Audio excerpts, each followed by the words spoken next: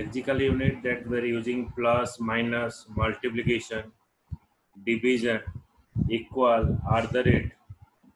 Then statement terminator, inequality, not equals to, then or symbol, single line comment, then we're using multiple line comment here. Okay, ending of the multiple line comment. Then here we're using assignment operator. So these are the lexical unit we're using.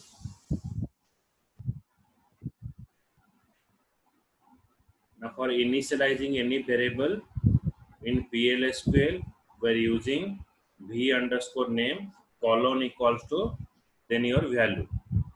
Okay, so it is a way for initializing a value in the PLSQL variable.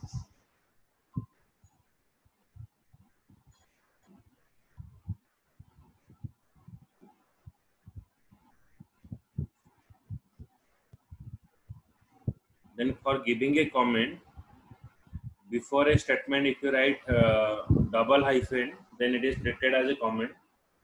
Then if you write slash star slash, then you have to give a multiple line comment here. So here slash star slash multiple line comment. Okay, then single line comment we're using like hyphen is a single line comment we're using.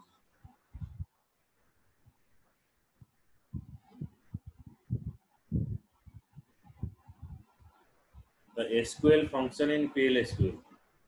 So what are the SQL function we're using? It is available in the procedural statement. One is single row function. Then not available in the procedural statement like decode, group function. Okay, so these are the function, SQL function we're using in PLSQL.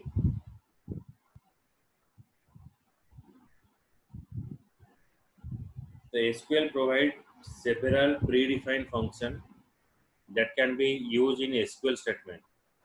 Most of these functions such as single row number, character function, data type, conversion function, date and time, timestamp. So these are the different functions we're using.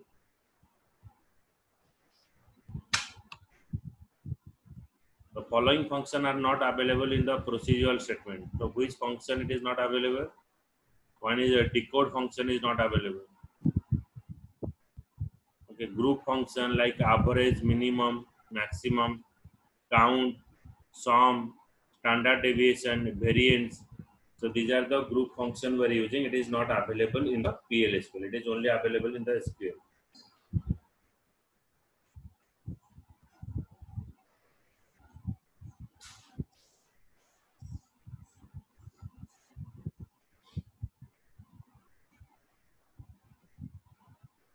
For getting a length of the string.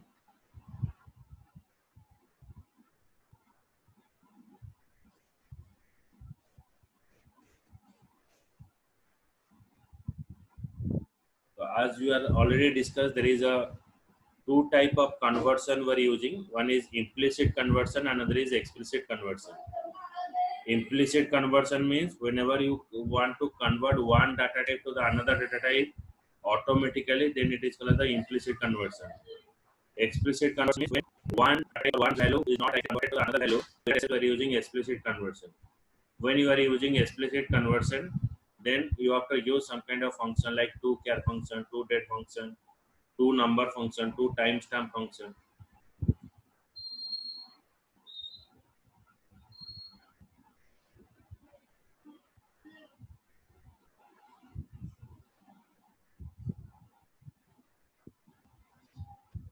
Then nested block. PLSQL block can be nested in any level. An executable section in the begin and end block. Another is exception section. Okay. So nesting block means in a begin and end block, you can include another begin and end block. So that is called the nesting block. In a begin and end, you can include another begin and end. So that the thing is called the nesting block.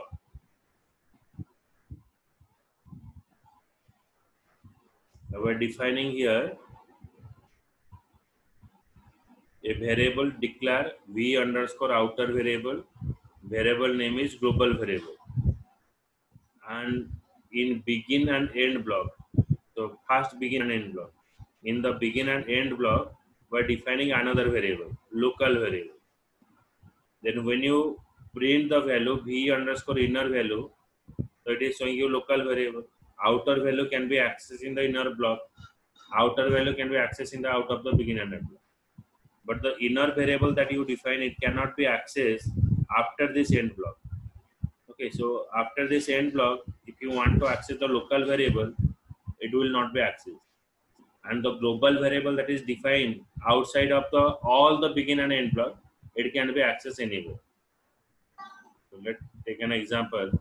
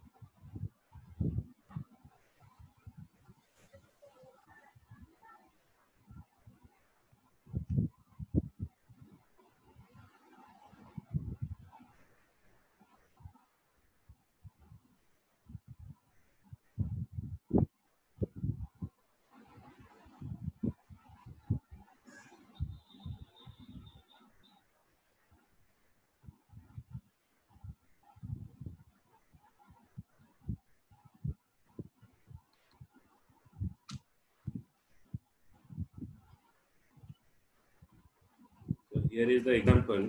First we are declaring a variable, declare variable, global variable. We are defining a global variable here. Begin, declare local variable. The global variable is defined outside of the total your block structure.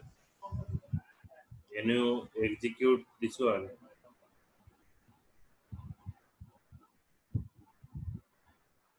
at first it is showing you local variable here. When outer variable it is access the global variable. Here it is access the global variable.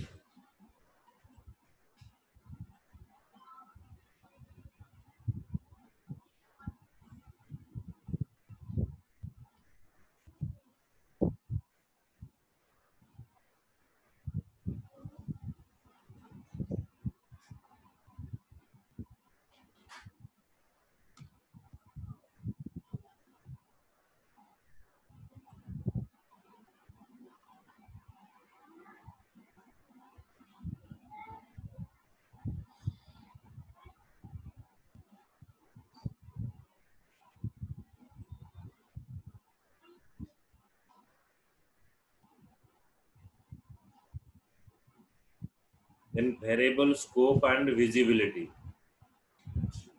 Let's take an example.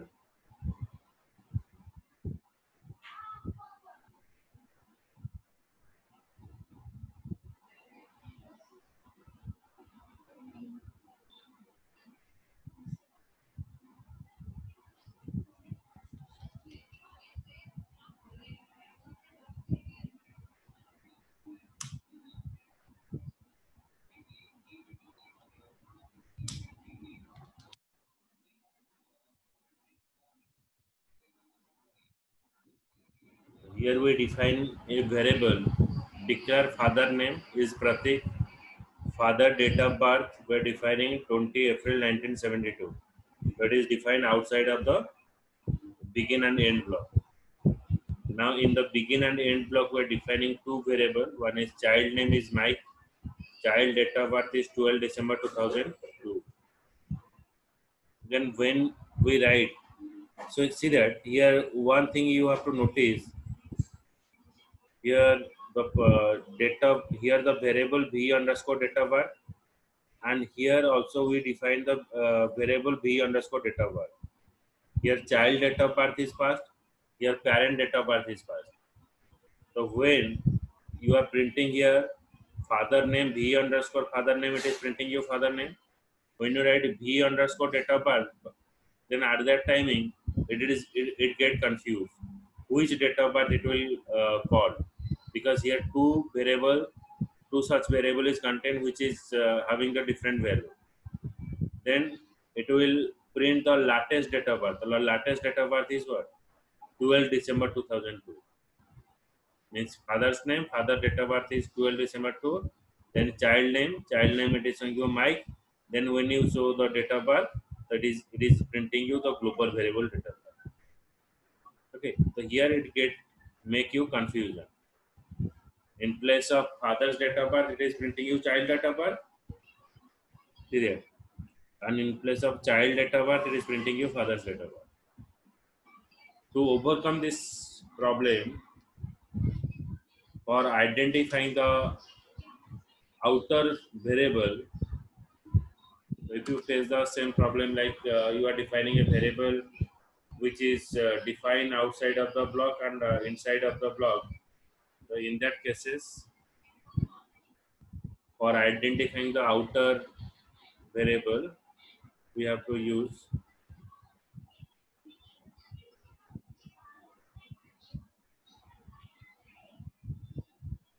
the outer keyword.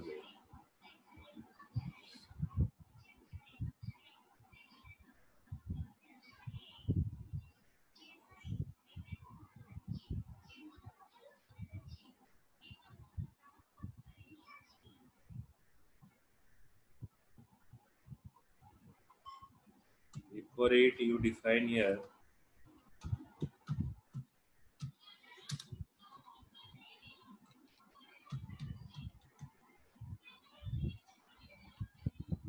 begin outer.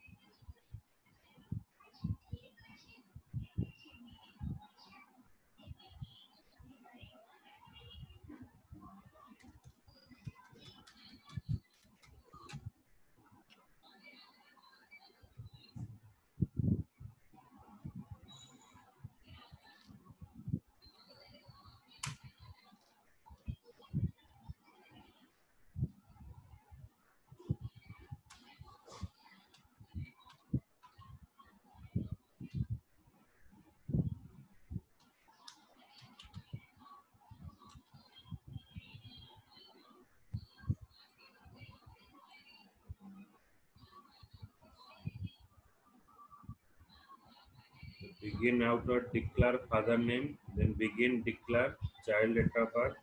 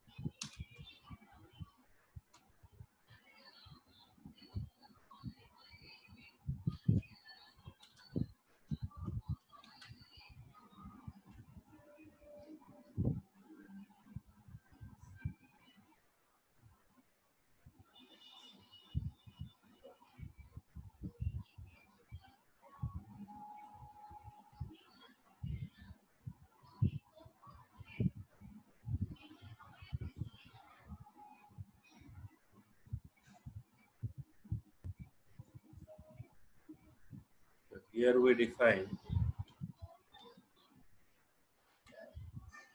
outer.b data bar. Now check.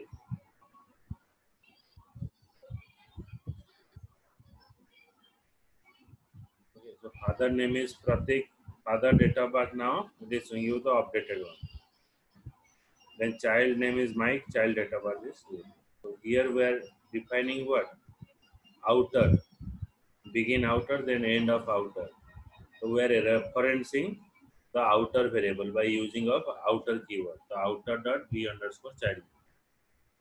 The outer is referencing you to retrieve the particular value,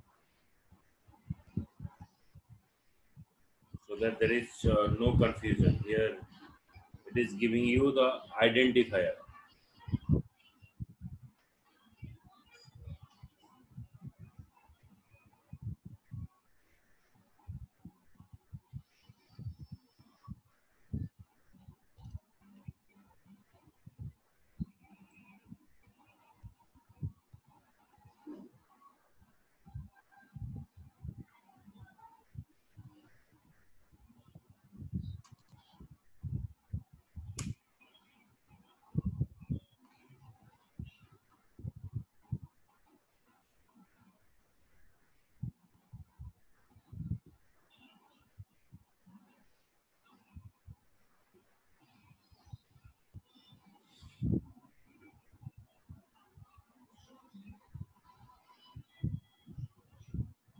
Using operator.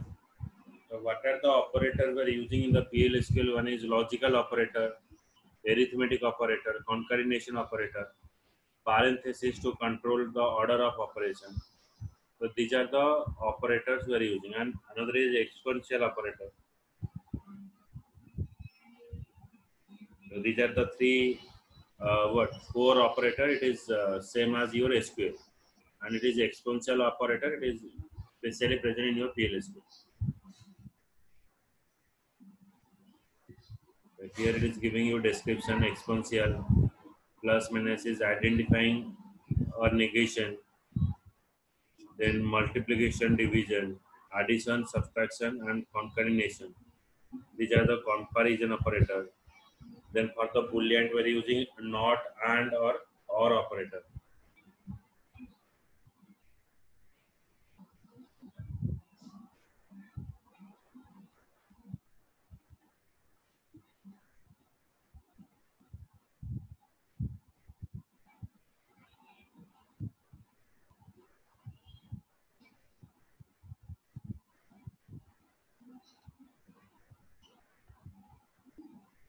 Then programming guidelines make the code maintenance easier. So you have to write a code in that way that you have to maintain it in easier way, documenting the code with comment, developing a case convention for the code, developing the naming convention for identifier or other object, enhancing the readability by indenting. Means you have to give a extra piece of space by using of indenting.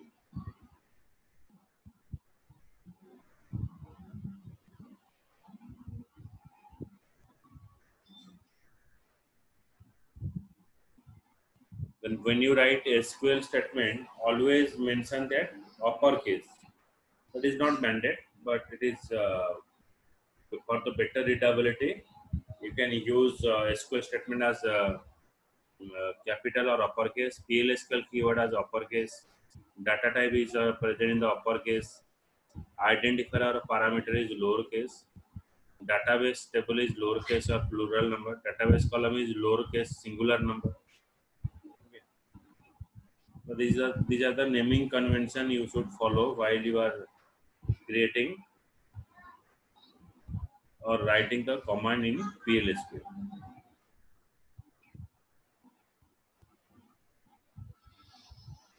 Okay. It is all about your chapter 3. So in the next class, we start with the chapter 4. Yes, sir. The next class is on Monday. Okay, sir.